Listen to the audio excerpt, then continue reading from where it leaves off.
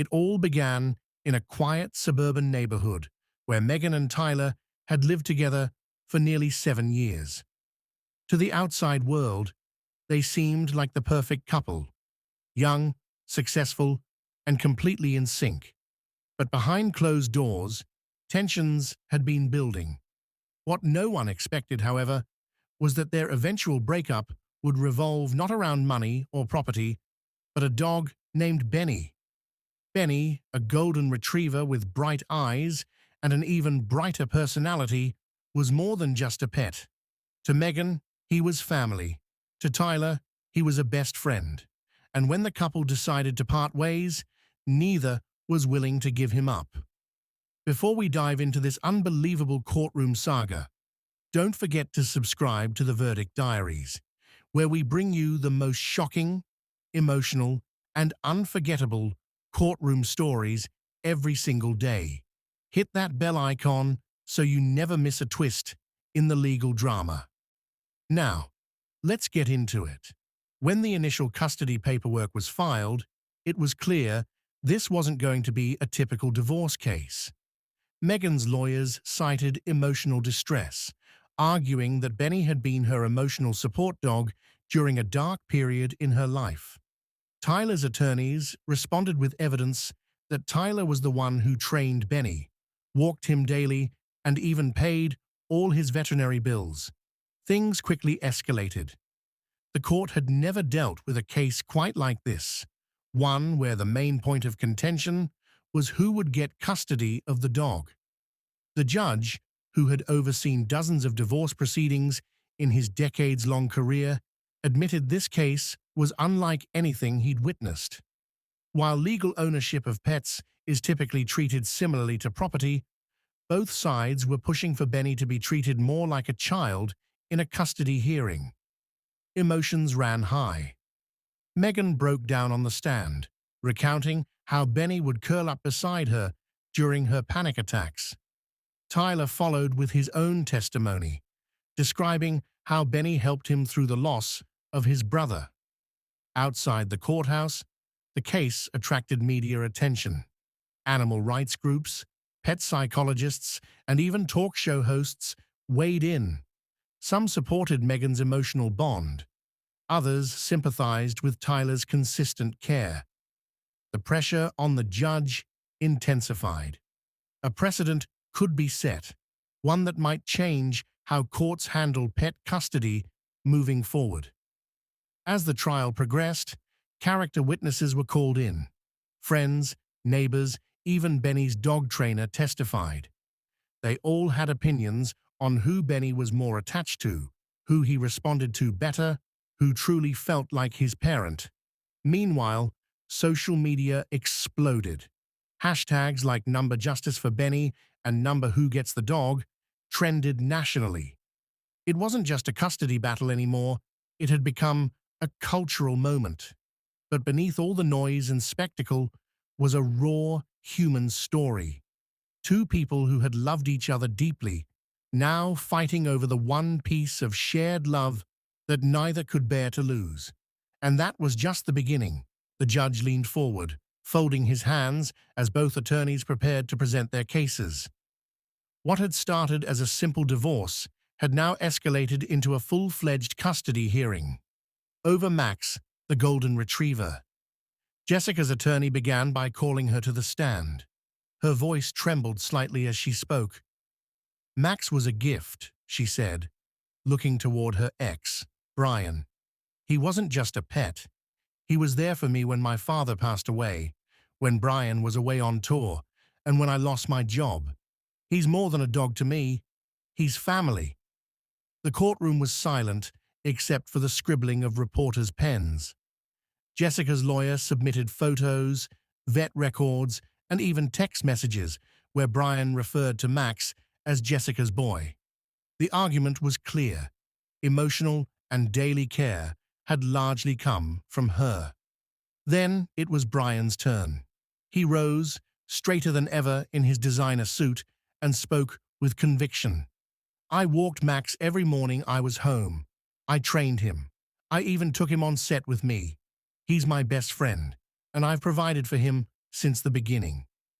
His lawyer presented Instagram posts, fan interactions, and even contracts with brands featuring Max. The audience gasped when they learned Max had a six-figure brand deal as a dog influencer. The case had become more than emotional. It was now financial. The judge requested both parties undergo interviews with a pet behavior specialist who would assess Max's stress and behavior when around each owner. A specialist was brought in and shown a video where Max seemed anxious when separated from Jessica, but was also seen playing enthusiastically with Brian. The turning point came when a surprise witness was called, the housekeeper. She testified that while Jessica was more emotionally attached, Brian often missed grooming appointments and sometimes left Max with staff for days. Her honest account painted a fuller picture of both parties. Social media exploded. Hashtags like number justice for Max and number custody of the canine were trending globally. Dog trainers, legal experts, and influencers all weighed in. This was no longer a private legal matter. It had become a national conversation. Back in court, the judge addressed the circus that the case had become. This court does not decide based on fame or viral posts, he said sternly. We decide based on facts and the well-being of the living being in question. Outside, protesters held signs. Fans were divided. Paparazzi waited for the verdict. And inside, as Max sat quietly near the bailiff, his fate was being determined not just by who loved him more, but by who could prove they were truly fit to give him a stable, loving, and consistent life. The atmosphere in the courtroom shifted once again. As testimony continued, the focus moved from legal precedent to the emotional bond between humans and their pets. Emily's lawyer called a child psychologist to the stand, not because there were children involved, but because of the psychological parallels between pet custody and child custody in deeply emotional divorces. The expert testified about the impact of separating a person from a long-term animal companion. It's not about property, she explained to the court. It's about identity, routine, and emotional wellness. For many people, pets are like family, like children. The judge, visibly moved, nodded slightly. When Jason took the stand, he painted a different picture. He claimed that he'd taken Caesar on hikes, fed him gourmet dog food, and even paid for private obedience classes.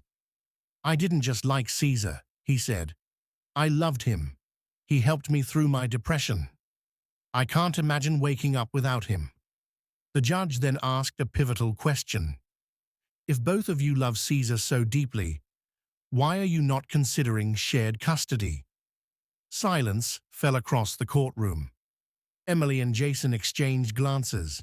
It was the first time in months they'd actually looked at each other with something resembling understanding rather than accusation. Their lawyers huddled with them. A recess was called. Outside the courtroom, Emily sat on a bench in the hallway, Caesar asleep in her lap.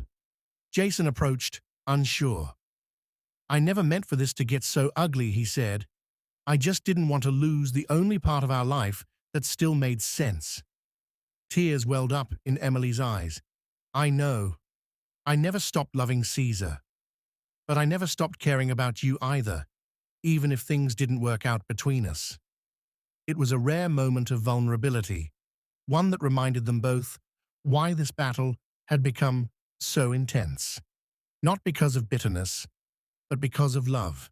As the trial neared its end, both legal teams pulled out every emotional and legal stop they could. The courtroom, once filled with quiet curiosity, now buzzed with tension. Reporters waited outside for updates, and viewers across the country followed the proceedings as if it were a primetime drama. But for Amanda and Jason, the stakes were painfully real. The judge, seeing the circus it had become, decided it was time for clarity. He requested that both parties meet privately with a court-appointed therapist who specialized in emotional attachment and family mediation. It wasn't about the dog anymore. It was about two broken people trying to hold on to something that made them feel whole. After several sessions, something shifted.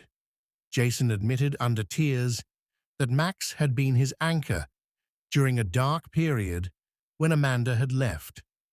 Amanda confessed that Max was the only stability she had during the chaos of the separation. The therapist observed that they weren't fighting over Max. They were fighting to avoid feeling alone. When they returned to court, the judge did something unusual.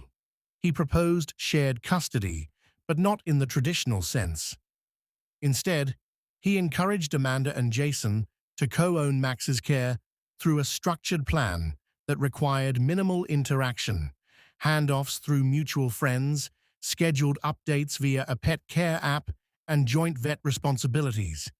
At first, it sounded ridiculous, but slowly, they realized it was the only way to move forward, without sacrificing something they both loved deeply.